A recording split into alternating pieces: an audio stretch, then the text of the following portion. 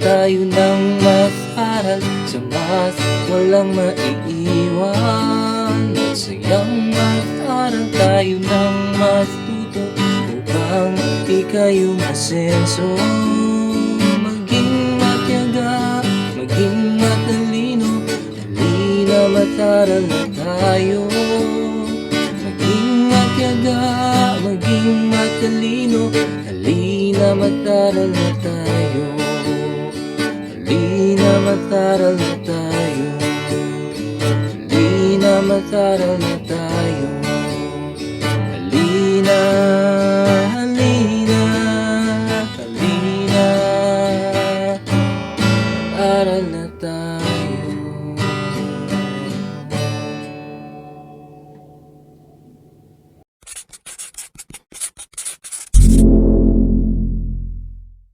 Magandang araw mga bata.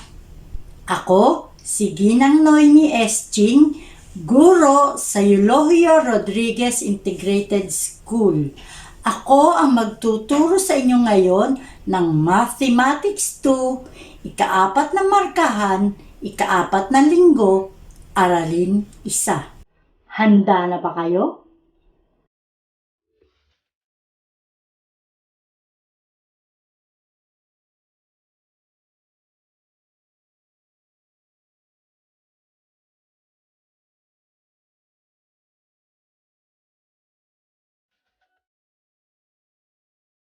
Balikan muna natin ang ating nakaraang aralin. I-estimate ang sukat ng sumusunod na bagay o bahagi sa inyong bahay o katawan. Gamitin ang tamang unit of length.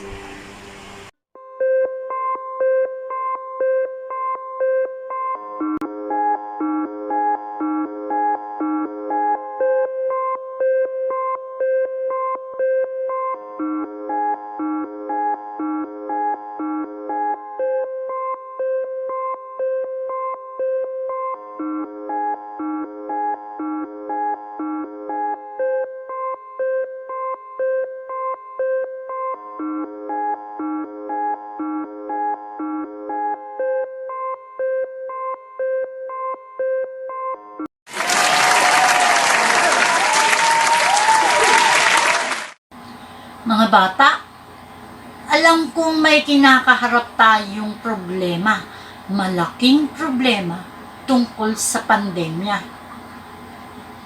Tapos, eto na naman sa math, may problema tayo ulit.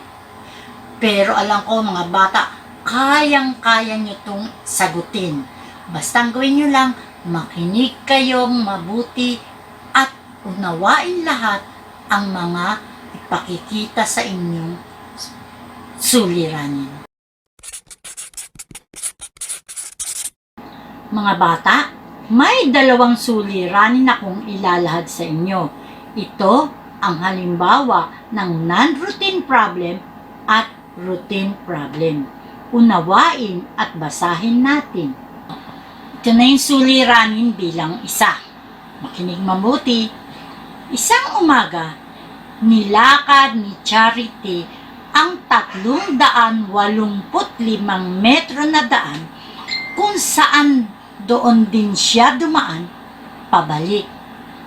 Ilang metro ang nilakad niya ng umagang iyon? Okay mga bata, ito na may mga tanong. So, ako na muna ang magbibigay ng tamang sagot. Pero mapapansin nyo, lahat ng sagot na ibibigay ko sa inyo ay manggagaling din sa suliranin.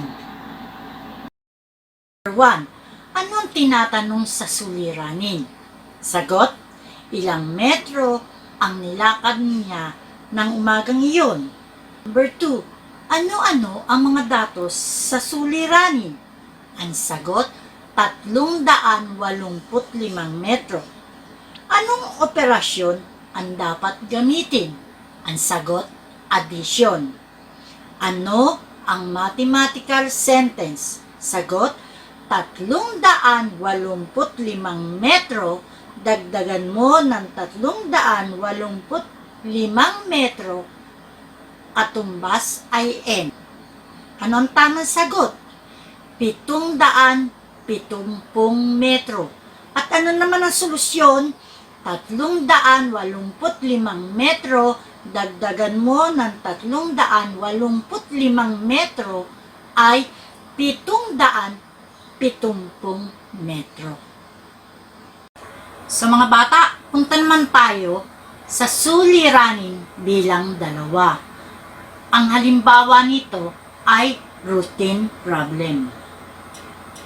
Bumili ng 345 sentimetro na ribbon si Maria at 285 sentimetro na ribbon naman kay Nina para sa kanilang proyekto. Habang ginagawa nila ang kanilang proyekto, ay hindi inaasahang nagupitan ni Nina ang ribbon ng 56 na sentimetro. Kung pagsasamahin, ilang sentimetro na lamang ng ribbon ang natira sa kanila. Ano ang tinatanong sa suliranin? Kung pagsasamahin, ilang sentimetro na lamang ng ribbon ang natira sa kanila. Pangalawang tanong, ano-ano ang mga datos sa suliranin? 345 sentimetro, 285 sentimetro, at 56 na sentimetro. Ikatlong tanong, anong operasyon ang dapat gamitin? Ang gagamitin dyan ay addition at subtraction. Ano ang mathematical sentence? 345 sentimetro dagdagan ng 285 sentimetro tapos babawasan ng 56 na sentimetro katumbas ay n. Ano ang tamang sagot? 574 na sentimetro.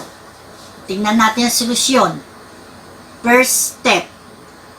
345 sentimetro dagdagan ng 285 sentimetro ay 630 sentimetro. Next, second step naman. 630 sentimetro bawasan ng 56 na sentimetro, katumbas nito ay 574 na sentimetro. So, ang pinakasagot niya ay 574 na sentimetro.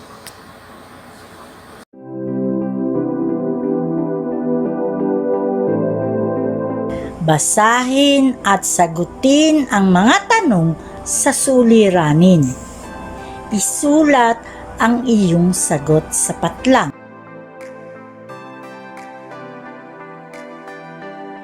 Sina David at Jonathan ay naglalaro ng bato-bato pick. Ang mananalo sa bawat paglaban ay hahakbang ng 50 sentimetro papalayo sa starting point. Gaano kalayo si Jonathan sa starting point kung siya ay nanalo ng 3 beses?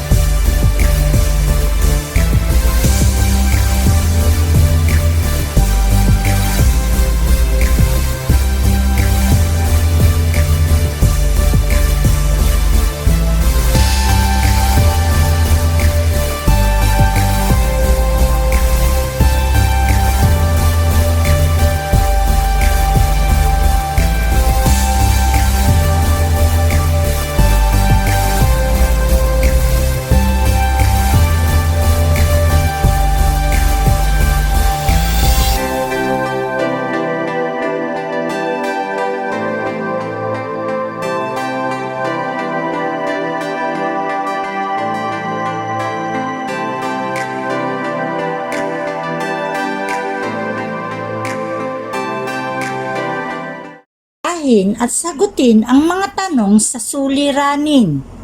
Pagtapatin ang hanay A sa hanay B, isulat ang letra ng tamang sagot sa linya. Kailangan linisin ni Edna ang 200 metro na kalsada. Kung 87 metro na ang kanyang nalilinis, ilang metro pa ang dapat niyang linisin?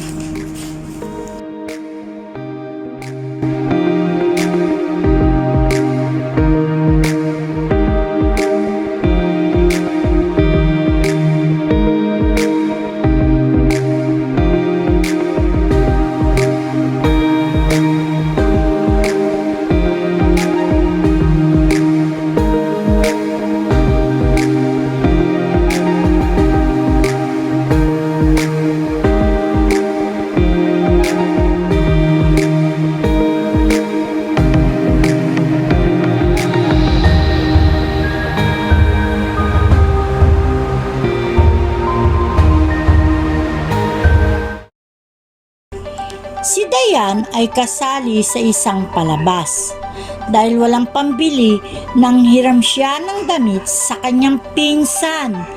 Nagkataon na maluwag sa kanyang baywang ang nahiram na kasuotan at wala ng panahon para maghanap pa ng iba.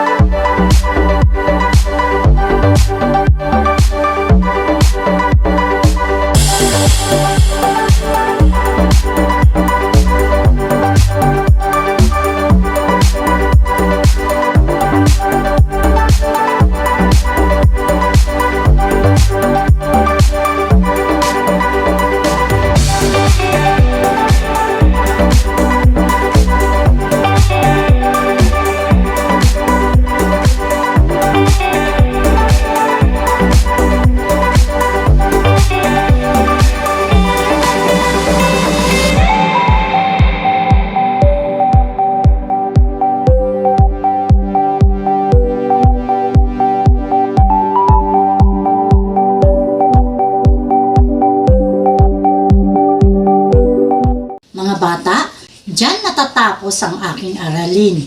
Alam kong marami na naman kayong natutunan. Paalam mga bata at maraming salamat sa panonood at pakikinig.